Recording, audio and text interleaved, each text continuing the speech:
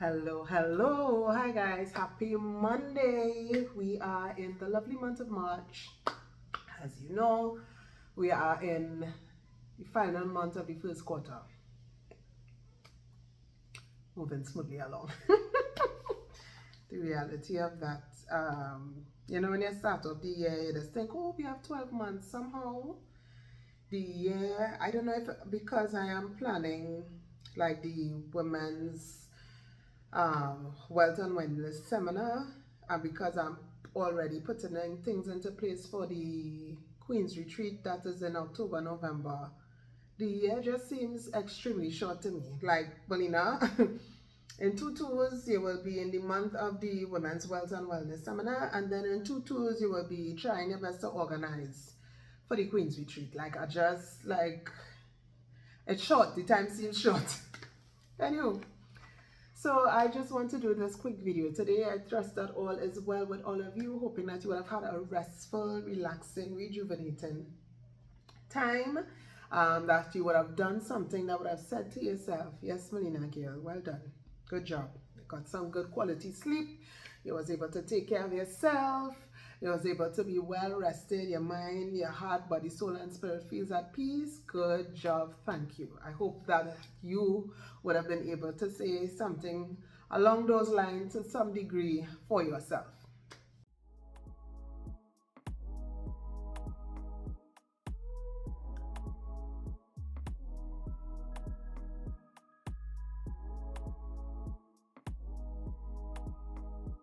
So today I just want to, I know last month we would have spoken a lot about some really fine, notable women. I think I did this, there was a year that I did a month for women and then I jump on a month for men. This was not planned in any way to copy that. In fact, it just ended up like that based on the readings that I was doing and things that really, even though you moved on from the chapter, it stick with you, and something about it I just didn't want us to miss, or didn't want it to go on record, not go on record, be on record, as having noted it. So we're going back to Genesis, and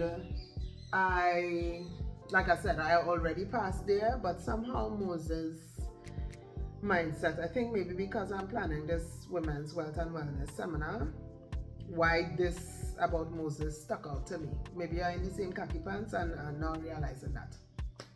Anywho, so in quick recap, so in chapter 2 you will see the birth of Moses, and before that Pharaoh would have given an edict to wipe out all the Hebrew boys. Told the midwives, whenever a Hebrew boy is born, you could save the girls but kill the boys. But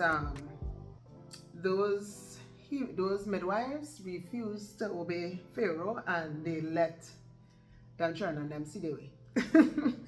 So Moses was one of them, and when Moses' mother realized that this was a fine boy, she decided to hide him away, and when she could not have hid him any longer, she sent him down in a basket, and homeboy ended up right in the house of the people who tried to kill them in the first place. So that's chapter 2.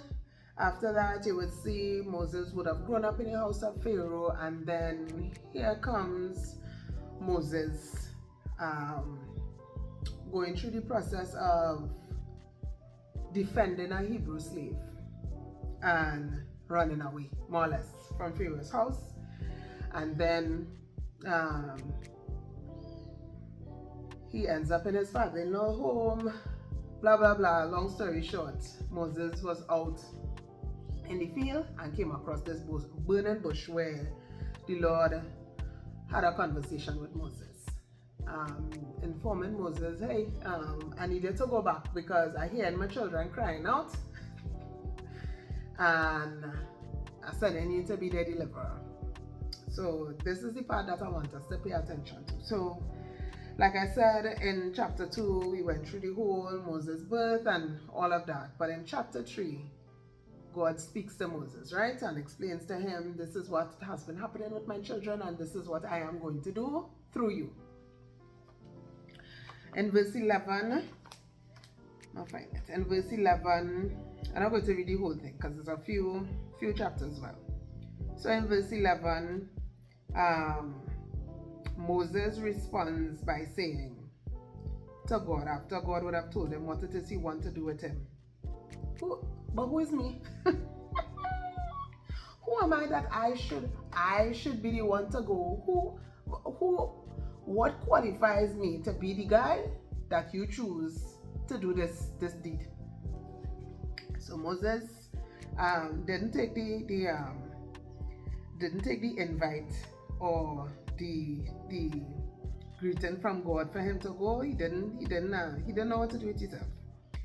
So he questioned God as to who, brave, who is me that you should choose me to go? In verse 12 of chapter 3, God tells Moses, I sending you, but don't think that you're going by yourself, and I will go with you. That wasn't enough. Verse 11 and 12, God is explaining to Moses, you're not going to be by yourself. I will be there with you. I will be with you. Verse 14 and 15, not only am I going to be with you, this is what I wanted to tell the people. Because Moses was saying to God, like, okay, when I go and I tell them, you send me, who is the you? What am I to say to them? And God explains, this is how you are going to say it in verse 14 to 15. This is what you should say. And God explains to him, I am the I am that I am. Tell the Israelites this, that, and the other. So not only am I going to be with you, I'm telling you what to say. It's not that I just pick you and I just tell you, all right, go and do this for me. I'll go in with you and I'm telling you what to say. In chapter 4, Moses says to God, the famous, and I think all of us just do that when doubting Debbie, and according to my cousin, doubting Derrick. When doubting Debbie and doubting Derrick start to talk, we just start to lean into, but what if this happened, and what if that happened, and suppose, and what if, and suppose, but if, and if, is a set of ifs we just come up with. And Moses had his if. And in verse 2 of chapter 4, God asks Moses, all right, what is that in your hand? So God talks to Moses in chapter 3 and tells him, this is what I need you to do, right? God goes on to say, not only, I'm not just sending you out there by yourself to just do anything while I'm going with you. These are the things you should say. This is who you should say, send you. And I'm with you. I am here. You, as far as I'm concerned, you are not to worry about. Moses went on to say, but what if? He started to formulate scenarios in his brain. I guess he put himself in a position to some degree. Like, if somebody come and tell me that now, I would want to know. So he went off on the tangent of the what ifs. Like I said, doubting Debbie and doubting Derrick. In his case, doubting Derrick started to talk. So he started to exude all the what ifs to God. And in verse 2, God asks Moses, what is that in your hand? So Moses was also very quick with the things to say. Very quick, because God was going with him. And not only that, he already had in his hand what God was going to use to bring to pass all the things that God required of Moses to do. So he was fully prepared, even though he thought he was not prepared. He was fully equipped to do the task, even though he thought he was not qualified, he wasn't equipped. Moses went on to say, I can't talk. I cannot speak. I'm not eloquent. I'm not good with words. I can't talk. This that you do, this that you require in here, it requires somebody who is able to speak. And I cannot speak. I get it. I get that you're going to come with me. I get that you're telling me the things that I need to say. I get that you're telling me that you're going to be present. I get it. But I can't talk. In verse 10, let me read from verse 10. So you're responsible for reading the other verses before that. Chapter 2 to chapter 4. Verse 10, the Bible says, let me make sure I have the right thing. Exodus chapter 4. Leviticus, wrong book. Exodus chapter 4 from verse 10. So from verse 10, but Moses said to the Lord, O my Lord, I am not eloquent, Either in the past, I have not been, I've never been, nor am I now.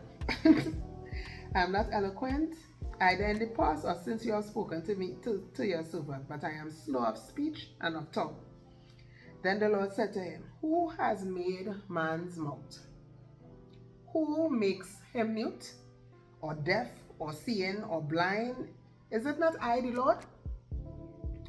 Now therefore, go, and I will be with your mouth, and teach you what you shall speak. But he said, oh my Lord, please send somebody else. And I would have touched on this sometime before. Yeah, there's a reel that is saying, pick somebody else. Pick somebody else. I'm not the one. Please pick somebody else. So God told Moses, I will be with you. God told Moses, I'm going to give you the words to say. God tells Moses what to say. God asks Moses, what is that in your hand? Should I, in case you're still feeling as if you're being found wanting. What's that in your hand? And Moses turned and say, listen, I get all that you're saying there, and I get that you're going to tell me what to say, but I can't talk. Even though you're telling me what to say, I cannot speak. God goes on to say, I am the one who create mouth, who create eyes to see. I just make it blind or see. I create mouth. I could make mouth talk or make mouth dumb and mute. I am the one responsible for that. So if I am telling you, go and I will tell you the things to say, you have nothing to worry about, because it's I who make this in the first place. After hearing all that, Moses said, no. Pick somebody else.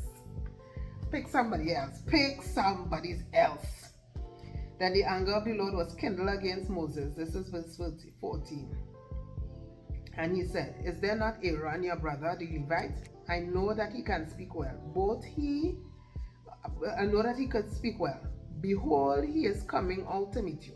And when he sees you, he'll be glad in his heart.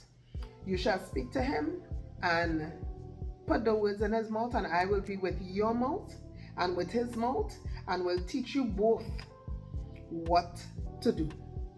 He shall speak for you to the people, and he shall be your mouth, and you shall be as God to him. And take in your hand this staff, with which you shall do the signs. My encouragement to somebody, I encouraging myself to with this one, and like I said, I feel because I am soon to host that seminar that is coming up. Please sign up. It will benefit not just you, but you and your generation. I firmly believe it. But back to Moses and Melina. I just want to encourage anybody like Moses, probably like myself to some degree, that may be entrusted with a task. God may have placed something on your heart. God may have encouraged you to step out in faith to do something. God may have called you out to do something on his behalf, and you just feeling ill-prepared, not eloquent. You might be feeling as if you don't have the right words, you don't feel qualified, you don't feel as if you're able to carry out that task, this grand task that God is laying on your heart to do or communicating with you to do. Know that, like Moses, if God sends you out there, one, he's going to be present. Don't go unless he sends you. Don't go unless he sends you. But if he sends you, he will be present. He will tell you what to say, how to say it, and he will teach you how to speak, just as how he promised Moses and Aaron. Yeah, he will teach them the things that they have to say. Like, imagine you have what is this course people just go and do? There's a course people just go and do. Broadcasting. See it come. God is the person tutoring you, your own broadcasting coach, your own vocal coach, your own, to help you develop as to how to be an eloquent speaker. God is taking the time to teach you how to present yourself well to the public. What more you want? Not only that, he gave you something to perform signs and miracles, something that in your hands, something that you are custom using. Melina? I'm talking to myself and I'm talking to us. That thing that you have been using without even thinking about it. Moses was just walking around with his stick like normal. Every day he used to walk around with that stick. He going outside and tending to whoever with that stick in his hand. So he know how to use it. And God may have called you or assigned you a task or asked you to do something in line with that thing that you've been using all the time. And you all of a sudden disqualify yourself, even though you was using it all the time. My encouragement to us is that if God has you know for a fact that God genuinely called you to this task, God genuinely called you to do this particular thing, to go this particular place, to set up this business, to do this seminar, or to whatever it is, to host a retreat for women so that they could have a place where they could come and rejuvenate and relax and feel refreshed to head back out into the life of their lives, to do all the things that they were doing before, but for you to provide this oasis for them to refresh themselves. Who tell you, one, that you're not qualified, you're not able, you can't handle it, you can't do it, you can't talk, you can't speak, who tell you you can't? And then where do you get off by turning around and telling God, nah, I hear what you're saying, but pick somebody else. I'm not so brave. I don't even want God to watch me cross-eyed.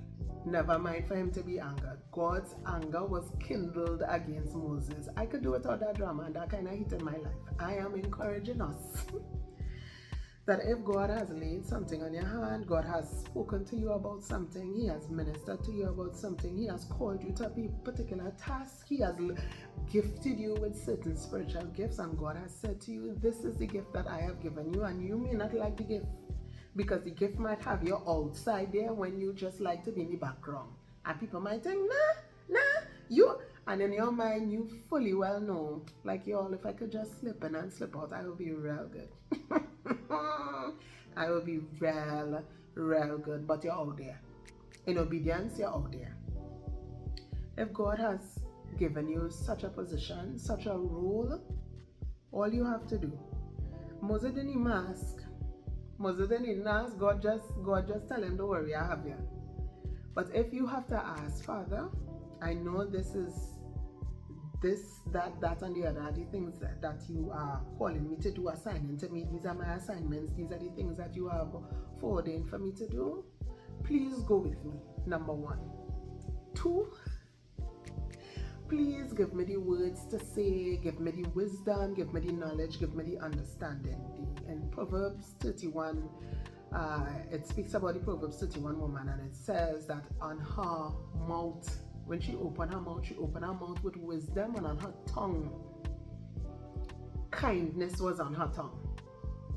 If there's an occasion, task, assignment where it requires you to speak, ask God to put the words in your mouth. That is what he told Moses. I will give you the things to say. I will teach you and Aaron what to say and how to do it.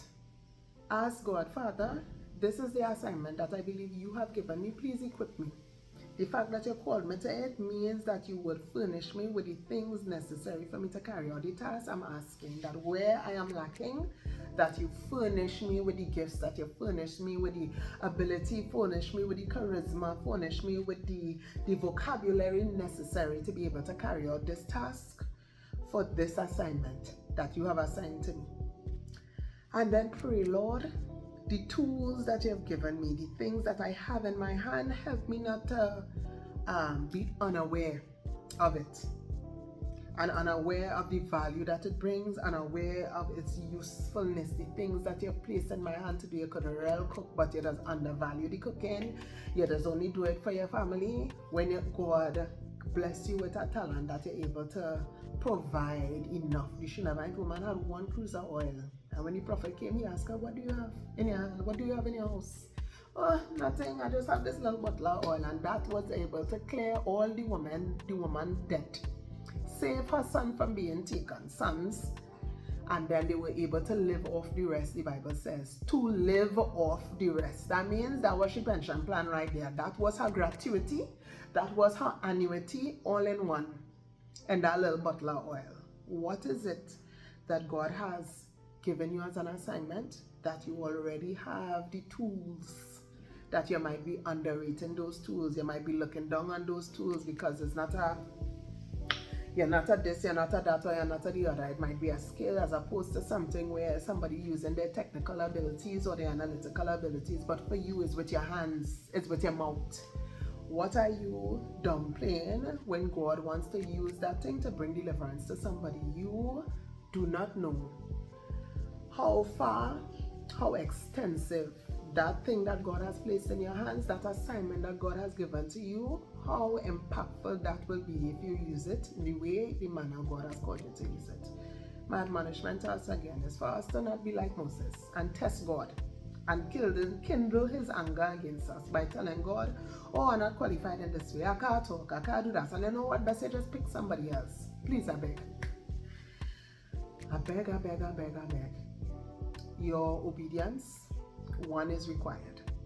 2, trust and faith in Jesus Christ, who has called you to equip you to do the things that he has tasked for you to do, assigned for you to do, is well able to teach you as to how to do the thing that he wants for you to do. I'm not saying to go and learn and to go and do a course, probably a coaching course or a broadcasting course to be able to speak more eloquently.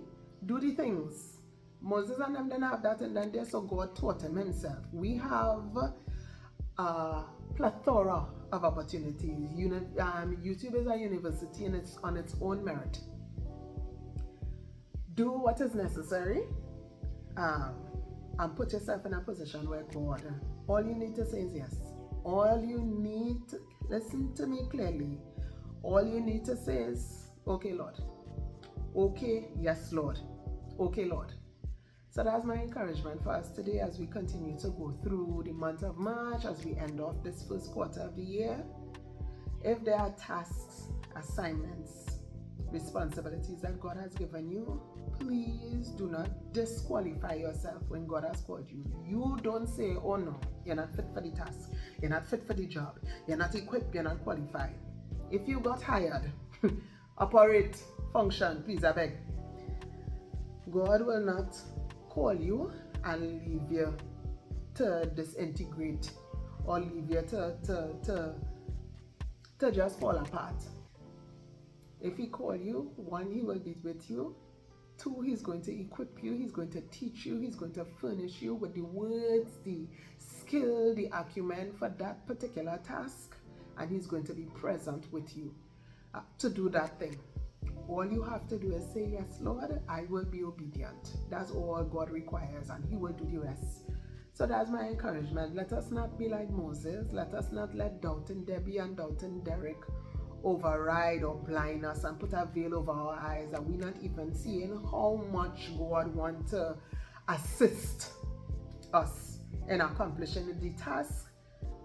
So it's come like God hire you to do something and he's still coming, and you hire somebody to come and wash clothes, and God there, he's separating, he putting the clothes in the machine, he helping you fold clothes, he helping you do the task that he hire you to do. What more you want? And then he's going to reward your obedience. What more do we want? So that's my encouragement for us today. Please just ask God, Father, this is what you have called me to, but I'm asking you for grace, because I don't feel nothing wrong with being open and honest. I don't feel as if I'm qualified or equipped. So I need you to teach me, or put people in place that will be able to mentor me and teach me or assist me in accomplishing this task that you have assigned for me to do. So that's it. Don't want to stay too long. Have a fabulous week. Enjoy your week and go and do that thing. Whatever that thing is, go and do it. Be blessed.